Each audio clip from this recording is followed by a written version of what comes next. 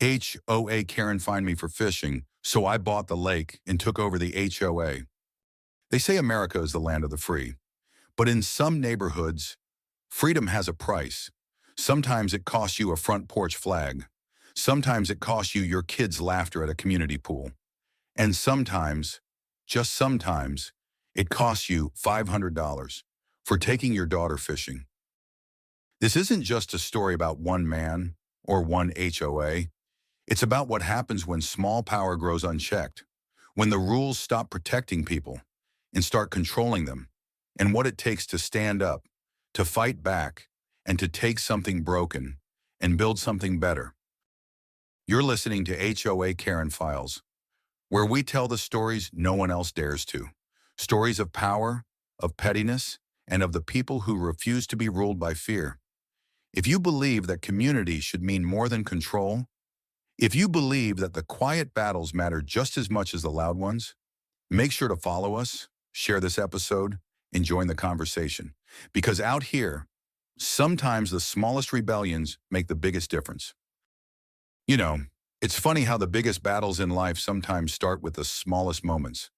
A fishing pole, a quiet Saturday morning, a daughter's first real smile after months of grief.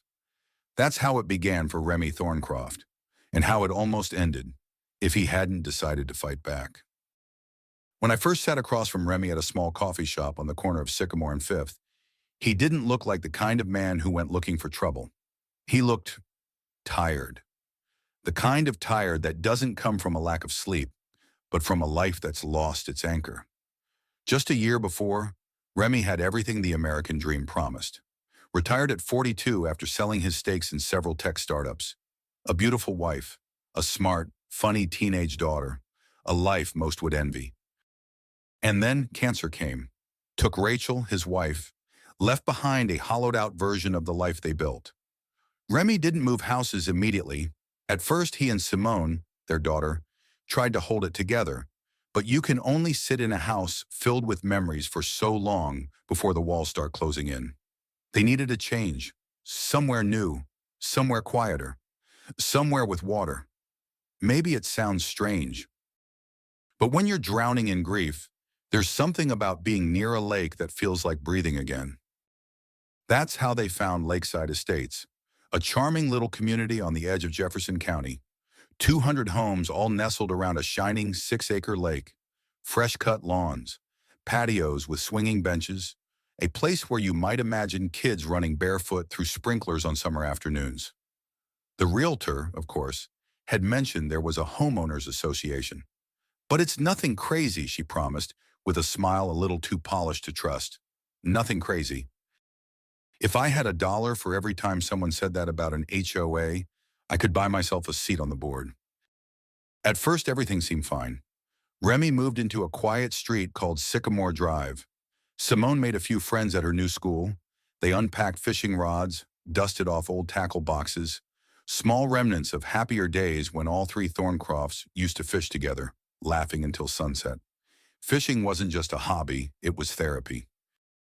That's why, on one crisp Saturday morning in April, father and daughter walked down to the community dock. 2 rods balanced on Remy's shoulder. A small tackle box swinging from Simone's hand. A tub of night crawlers from the dusty bait shop a few miles away. The morning mist hovered low over the lake, catching the first glimmers of sunlight. It should have been a perfect moment. And for a little while, it was. Simone caught her second bluegill, and for the first time in what felt like forever, Remy heard her laugh. A real laugh. The kind that doesn't come easy when your world's been turned upside down. If there's anything sacred left in this world, it's moments like that. And then, a voice cut across the water. Sharp, authoritative, cold. "Excuse me, what do you think you're doing?" Karen Wellington, president of the Lakeside Estates Homeowners Association, standing there in neon white sneakers, designer sunglasses perched on her head like a crown, and, of course, a clipboard tablet in hand. If you've ever pictured the human embodiment of a parking ticket, congratulations. You already know Karen. Remy, ever polite, stood up. "Good morning. I'm Remy Thorncroft. My daughter and I just moved into 23 Sycamore. We're just fishing." He smiled, extended a hand. Karen didn't take it. Instead, she tapped briskly on her tablet, spinning it around to reveal something that looked suspiciously like a royal decree. "Fishing," she said, her voice dripping with bureaucratic disdain, "is explicitly prohibited on the community lake as of last month. Violation. $500. Remy blinked. The realtor had said fishing was allowed. The website said fishing was encouraged. Even the glossy welcome packet said, "Lake access for relaxation and recreation." He asked gently, "When was this changed?" Karen smiled. The kind of smile you only see in mugshots or mugging attempts. It was passed via emergency amendment. Residents were notified via email. Spoiler, they weren't. Remy checked his email that night. Inbox, spam, nothing. Meanwhile, just 30 yards away, two boys zoomed across the lake on gas-powered jet skis, in full violation of HOA bylaws that explicitly banned motorized vehicles on the lake. Karen didn't seem to notice them. Just a quiet dad and his daughter, with two fishing poles and a dream. Funny how rules work when you're the one holding the clipboard. Quick break here, and I want to hear from you. If you were in Remy's shoes, would you pay the $500 fine and move on? Or would you fight it? Drop your answer in the comments below. I'm genuinely curious. That day, Remy packed up their gear, trying to hold his daughter close as she wiped at her eyes. He told her it wasn't her fault. He told her some people just loved rules more than they loved people. But something inside him had shifted. A quiet rebellion sparked beneath the grief. Because sometimes when the world kicks you while you're down, you don't stay down. You get smart, you get strategic, and if you're lucky, you get even. Remy wasn't just going to fight the ticket. He was about to turn the whole game upside down. Sometimes when you tug hard enough on a single thread, you don't just unravel a sweater, you pull down the whole house. Later that night, after packing away their fishing gear and comforting a tear-streaked Simone, Remy Thorncroft did what any decent strategist would do after a defeat. He went digging for information. He started with the basics. The HOA's website, the welcome packet tucked into the kitchen drawer, even the old glossy brochures stacked on the realtor's desk. Everywhere, the lake was described the same way, a cherished community amenity available exclusively to Lakeside Estates residents. It sounded official. It felt official. But Remy had spent 15 years picking apart contracts and investment deals. He knew that words, even words that sounded reassuring, could be slippery little liars. He pulled up the HOA's legal charter, downloaded every amendment, scrolled through public records until his eyes blurred. And that's when he found it. Buried deep in Section 9B, under Common Area Usage Rights, a single clause. The lake, though administered by the Lakeside Estates HOA, remains the property of Meridian Development Corporation under a 30-year lease initiated in 1994. A lease, not ownership, not permanent. The clock was ticking.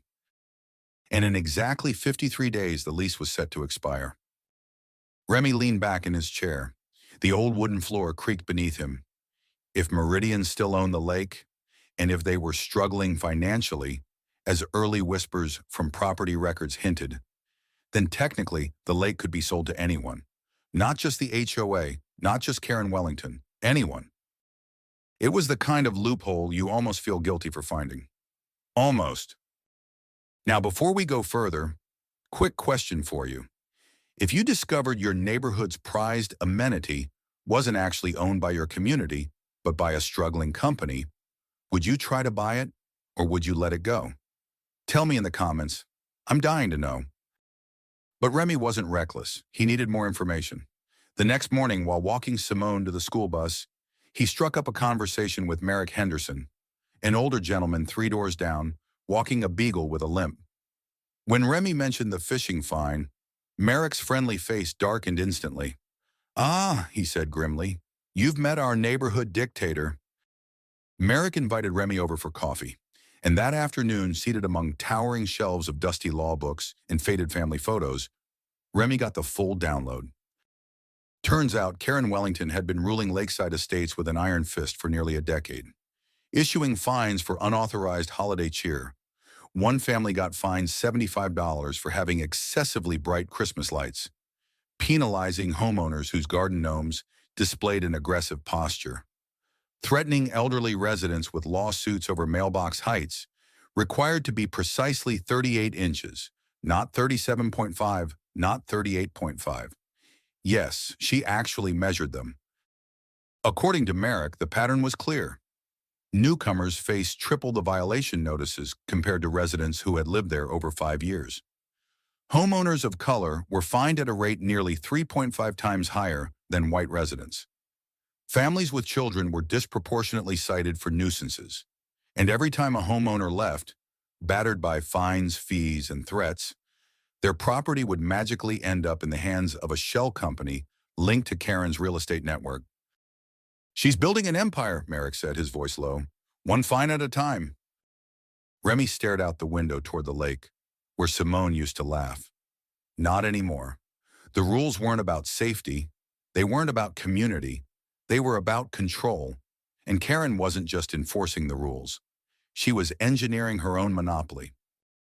Merrick leaned forward then, lowering his voice even more. "I've heard a whisper," he said. "Nothing official, but Meridian, the company that technically owns the lake, they're in trouble. If Karen can buy it, she'll own the only real public space this neighborhood has." Remy felt the slow burn of anger in his chest. It wasn't about the $500 fine anymore. It wasn't even about fishing. It was about standing up to a system that punished the quiet, the grieving, the different. It was about fighting back. He didn't have a plan yet, but he had a mission. After that conversation with Merrick, something in Remy shifted. It wasn't just frustration anymore. It was purpose. He understood now. Karen Wellington wasn't a petty busybody protecting flower beds and picket fences. She was running a slow, quiet conquest, using rules like weapons, using the HOA like a private army. And Remy, he wasn't going to stand by and watch. Still, he knew better than to rush in swinging. You don't take down a fortress by throwing pebbles at the walls. You plan, you gather allies, you find the cracks. And then, when the time is right, you push. Hard. The first step was simple: information. Remy needed to know just how deep Karen's influence ran. He started small: conversations with neighbors over mailboxes and garbage cans, casual questions at the community pool. It was like pulling a thread from a badly knitted sweater. The stories came tumbling out. One man, James Morris, told him about getting fined $100 because his 4th of July decorations stayed up an extra 48 hours. Another woman, Maria Gonzalez, described how her foster children were banned from the community pool for being too loud, while Karen's own grandchildren hosted birthday parties there with a live DJ and full catering. Diana Winters, a young widow new to the neighborhood, shared how Karen had randomly inspected her backyard under the pretense of checking for mosquito breeding grounds.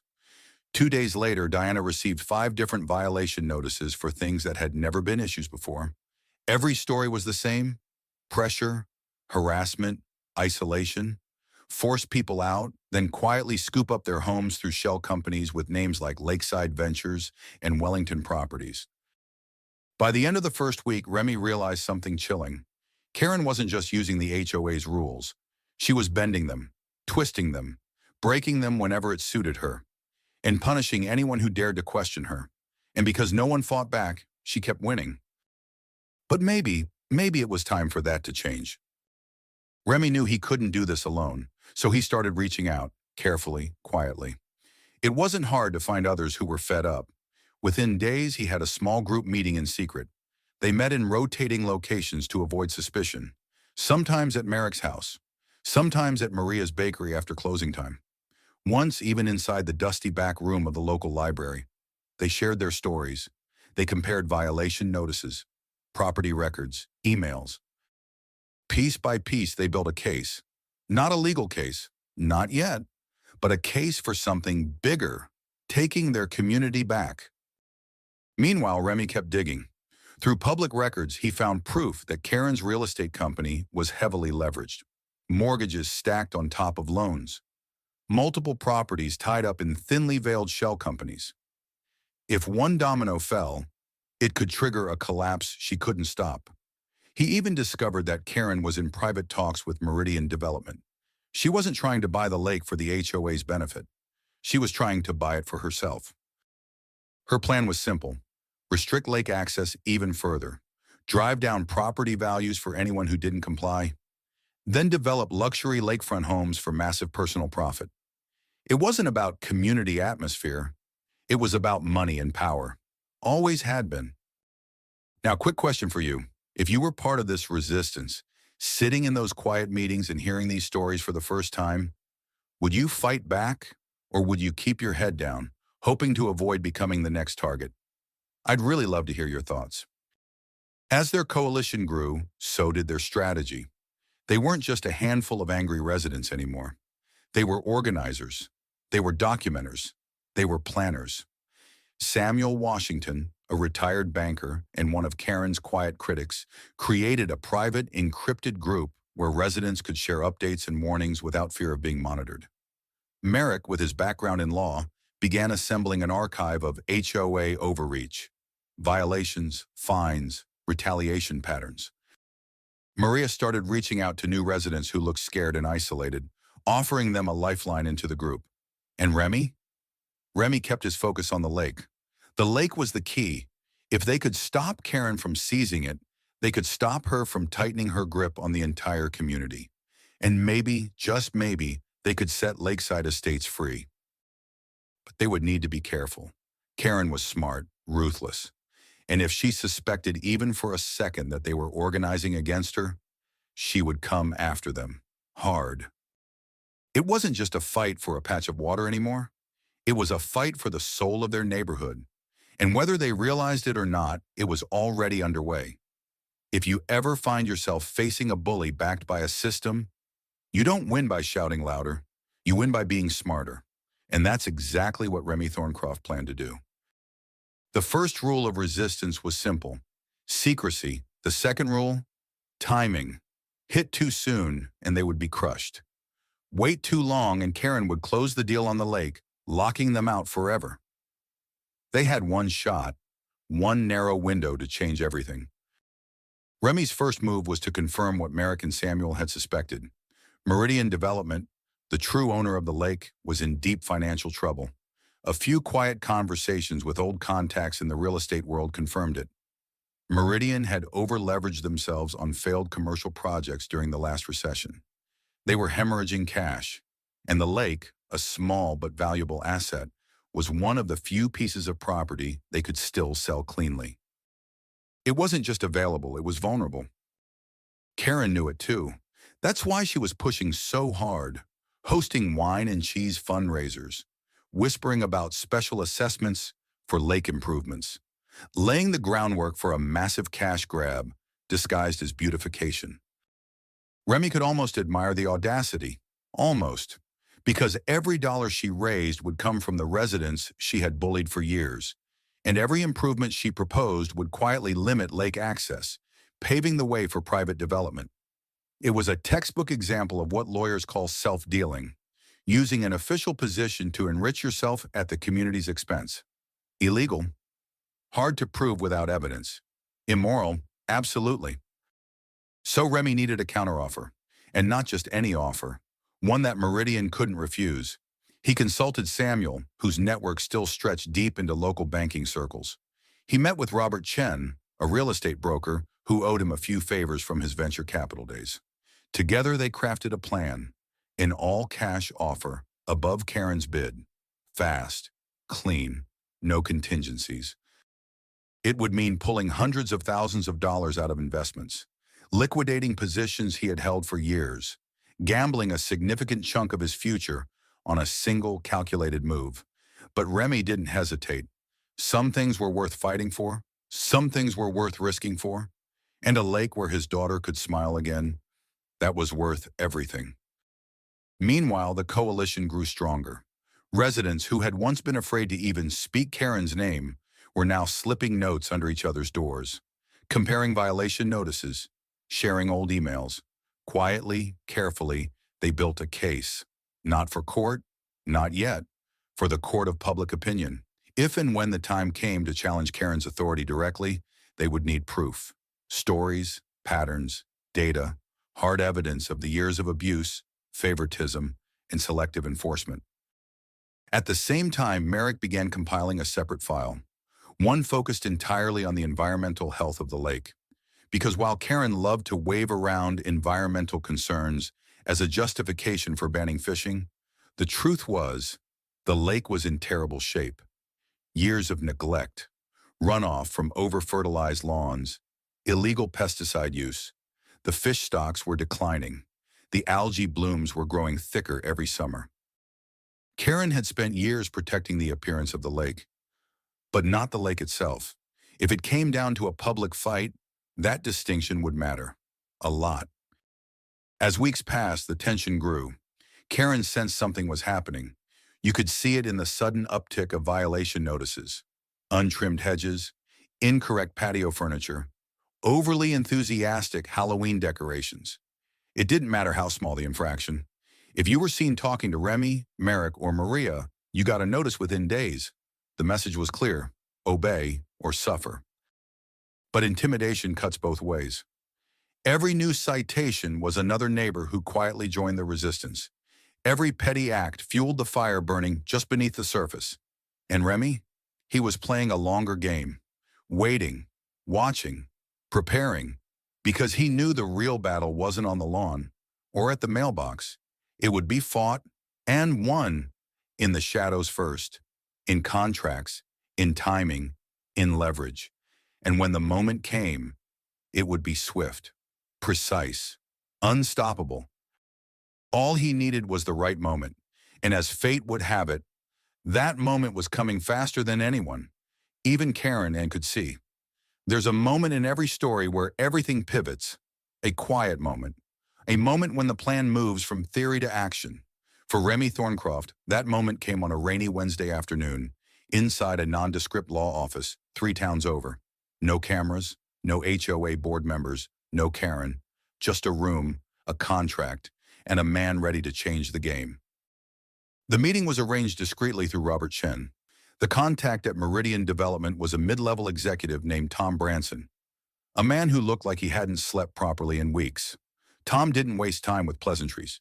He glanced over the documents, sighed heavily, and said, "Look, we gave Wellington Properties a 60-day exclusive negotiation window, but frankly, they're dragging their feet. She's offering $300,000, but over 18 months with complicated financing." He shook his head. "We need cash. Yesterday." Remy nodded.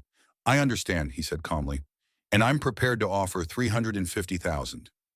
Tom's eyes widened. "All cash, no financing, 7-day closing.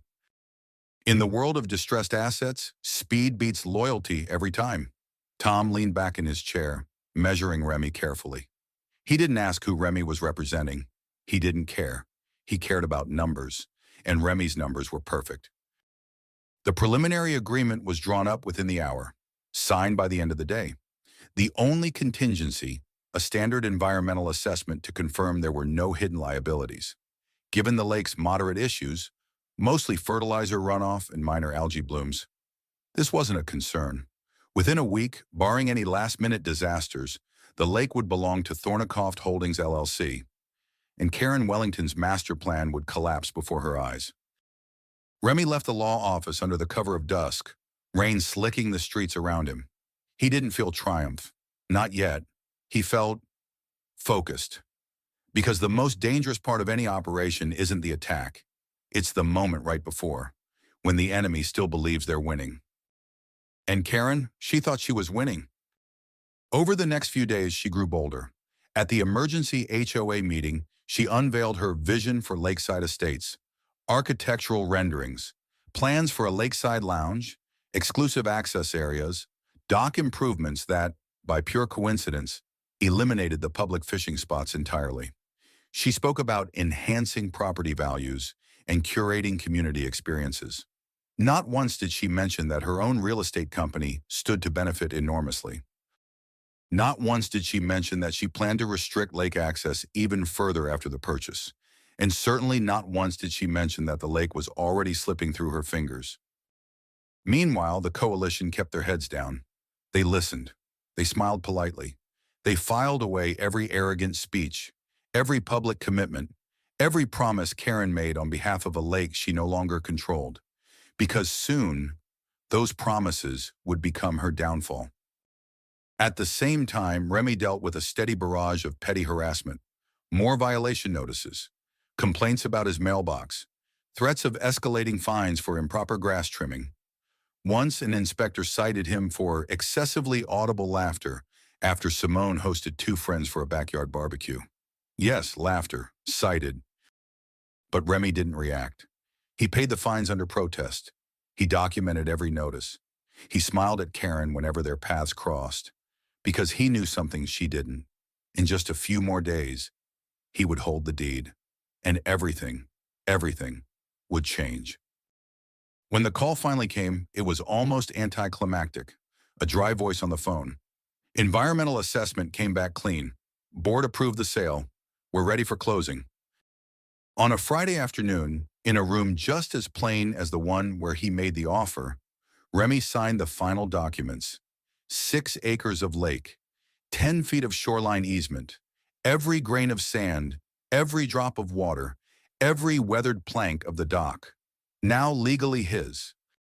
The sale finalized at 4:42 p.m. At 4:44 p.m., Karen Wellington sent out a community-wide email announcing a mandatory special assessment, an additional $50 per household per month to fund her future lake improvement plans. Remy sat back in his chair staring at the screen. It was almost poetic.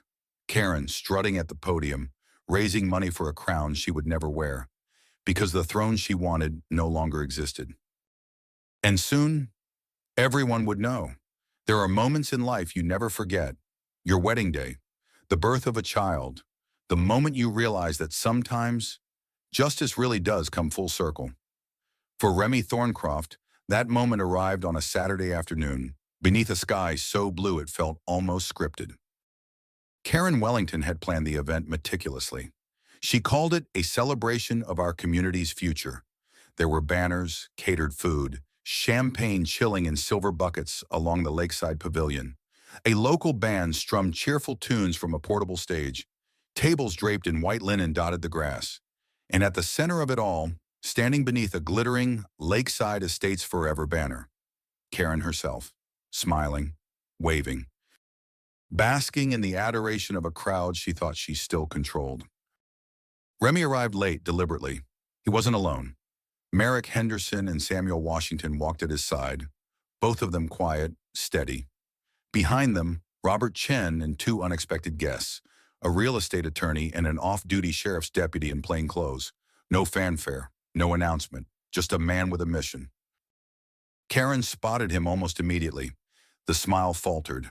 A flicker of something, irritation, nervousness. It was hard to tell. She stepped off the small stage, intercepting him near the edge of the crowd. "This is a private event," she said sharply. "You weren't invited." Remy smiled politely.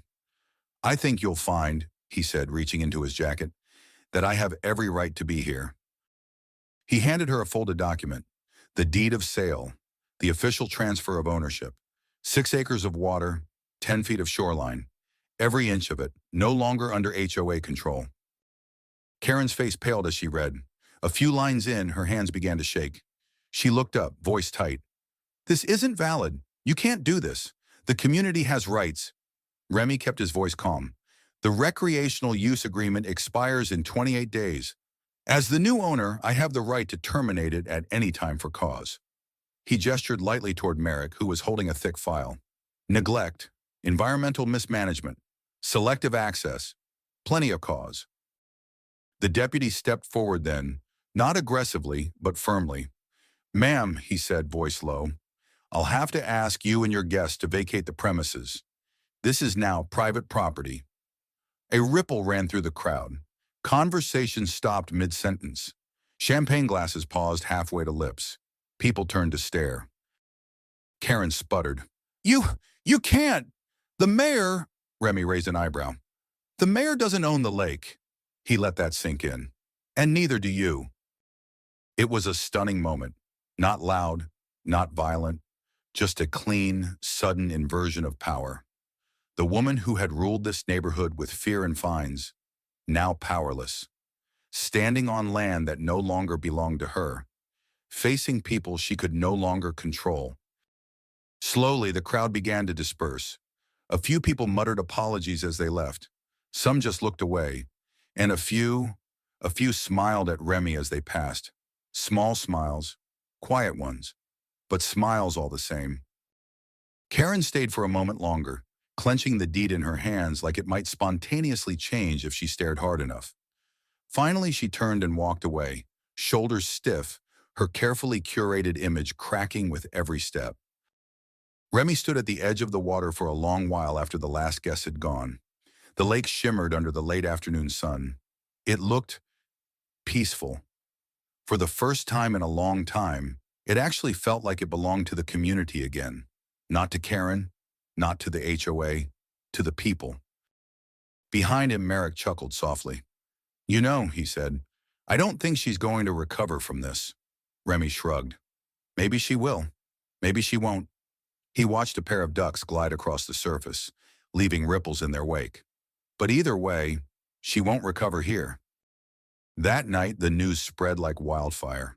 Neighbors texted, called, whispered, some in anger, some in confusion, many in quiet celebration. The king, or rather the queen, had fallen, and for the first time in years, Lakeside Estates felt like it was breathing freely again. Of course, the fight wasn't over. Karen wasn't the type to surrender gracefully, but Remy didn't mind. He had the deed, he had the truth, and now he had the momentum. If you think bullies disappear quietly when they lose their power, you haven't met a real one yet. Real bullies don't just fold, they flail. And Karen Wellington? She was about to show the entire community just how desperate she could get. The day after the big reveal, Remy woke to find 3 violation notices taped to his front door. Improper lawn maintenance, unapproved decorative elements, suspiciously placed outdoor lighting. It would have been funny if it wasn't so obvious, especially considering none of these violations had existed the day before. Within a week, the harassment escalated, not just against Remy. Anyone associated with him, Merrick, Maria, Samuel, even Diana Winters, suddenly found themselves under scrutiny. Trash bins placed half an inch too close to garages. Garden plants deemed non-conforming, despite being there for years. Noise complaints filed anonymously against households known to support the resistance. The fines piled up. The threats got nastier. Letters hinting at potential liens on properties. Warnings about disruption to community values. Karen was weaponizing the HOA machinery with a level of precision that was almost impressive. Almost.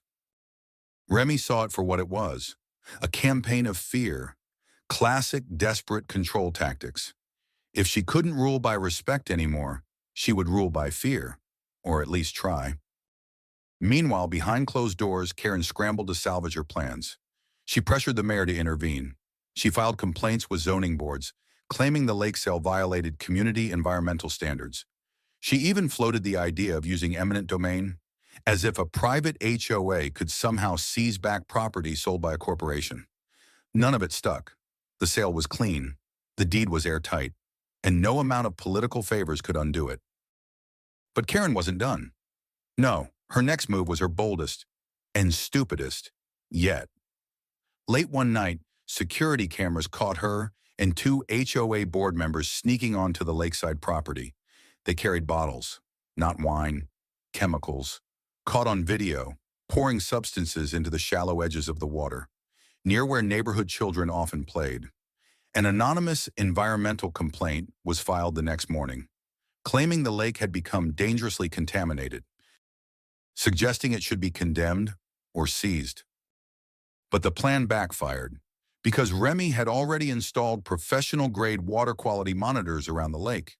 The data showed a sudden, unnatural spike in chemical levels, precisely timed with the footage of Karen's midnight escapade.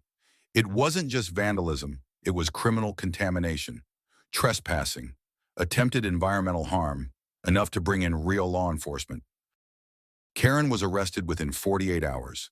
The mugshot, hair disheveled, eyes wild, made the rounds of every resident group chat before noon.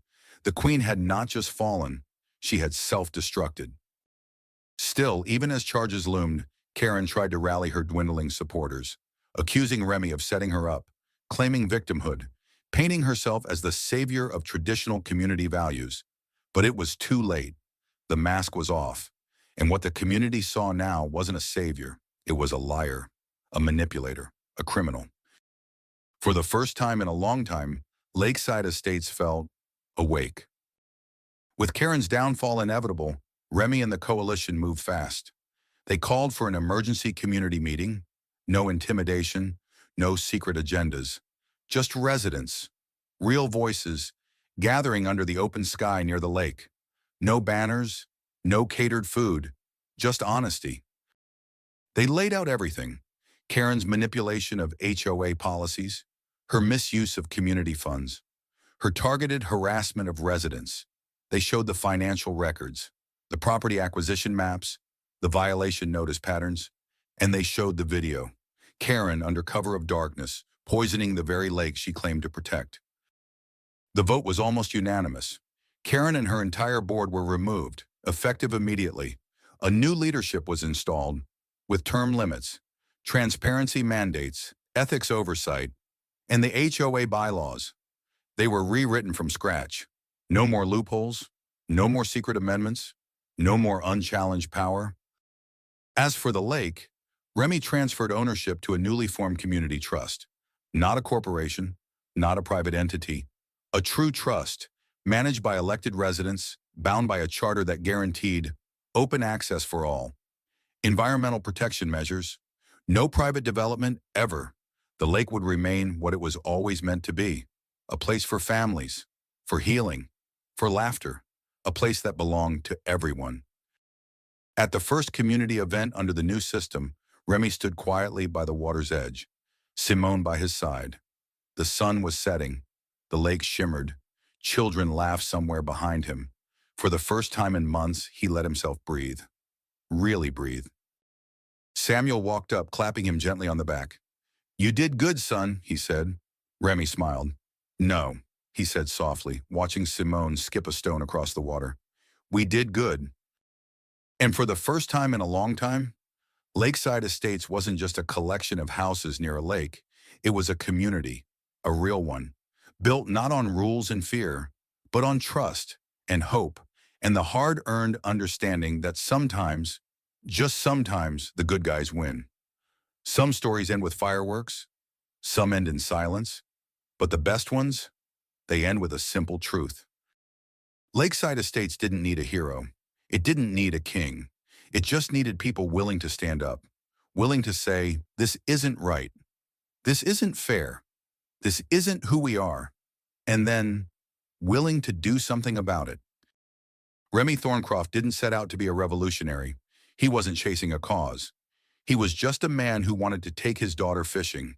He was just a father, trying to find a place where the world still made sense. And in fighting for that simple, quiet thing, he fought for something bigger than he ever intended. Because sometimes the battles that matter most aren't fought over grand ideals. They're fought over mailboxes, over fishing lines, over who gets to say what community really means and who doesn't. Maybe that's the real lesson here. Not that rules are bad, not that power always corrupts, but that good things, real things, only survive when ordinary people refuse to let them be stolen by the loudest voice in the room. So wherever you are, whatever battles you're facing, remember, you don't have to be the loudest. You don't have to be the strongest. You just have to stand your ground. And when the time comes, be ready to cast your line. Thanks for listening.